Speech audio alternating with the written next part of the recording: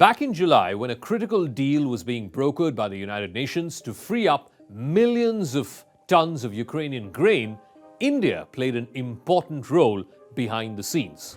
India was able to convince Russia and bring it on board. Russia, remember, had put a shipping embargo on exactly this grain exports from Ukraine for a number of months, in fact, ever since this war began.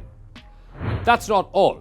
2 months later, in September, when Russian forces were shelling the Zaporizhzhia nuclear power plant in Ukraine, India stepped in yet again and asked Russia to back off.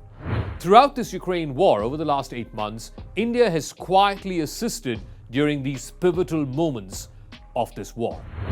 This week, India's Foreign Minister Dr. Jaishankar was in Moscow at the exact same time as the US midterm elections. He met with Sergei Lavrov, among other senior Russian officials. The big question on top of everybody's mind was, can India play the role of a negotiator to put an end to this war? On Crux DeCode, India, a country which has friendly relations with both the East and West, what can it do to bring both sides together and press an end to this war?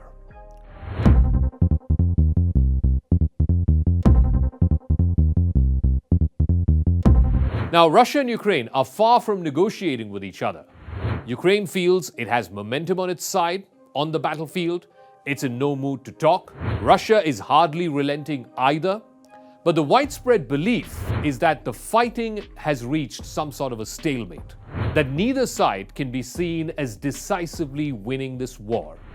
Also, the energy crisis is likely to make life much more miserable, both in Ukraine as well as across Europe this winter. So, could there be a case made for a negotiated ceasefire? If that were to happen, that could open up the role for a neutral country like India. Earlier this year, French President Emmanuel Macron had floated the idea of hosting peace talks along with India's Prime Minister Narendra Modi. This was reported by the New York Times earlier this week. But the Franco-Indian effort never really materialized. It showed that India is increasingly being viewed as a potential peacemaker, a country that has access to both sides. India has long tried to balance its ties with Russia as well as with the West. Now, back during the 50s and 60s, India was a leader of the so-called non-aligned movement. These were countries that were neither seen with the United States or allied with the USSR. Although India's relationship with Moscow was on a much firmer footing back then than its ties with Washington. Even as India has grown over the last 3 to 4 decades ever since it liberalized its economy, it is still trying to squeeze itself through the maze of geopolitics. It has cultivated closer ties with the United States. It is now a major defense partner of Washington. But at the same time, Moscow remains a trusted partner, whether it's for energy supplies or, more importantly, for military supplies. India's Prime Minister Narendra Modi seems to enjoy a good rapport with Russian President Vladimir Putin. He shares certain strongman characteristics with the Russian leader. He can in fact speak to Russia directly, which may be why the French President Mr. Macron approached Modi about joint peace talks. But the Ukraine war is really testing India's ability to walk the diplomatic tightrope. It continues to buy Russian oil.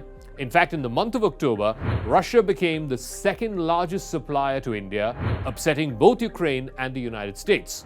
When this war began, India was buying less than 1% of its oil needs from Russia. That has shot up dramatically to over a fifth. Indian ministers justify this by saying, look, we have concerns about the price of oil. We are a $2,000 per capita economy. The price of oil is breaking our back. That is our big concern. India has also refused to support any resolution at the United Nations that has condemned Russia's aggression. As India faces pressure from the West, officials all along are privately maintaining that calling out Russia is going to help achieve little. They would rather stay neutral in public.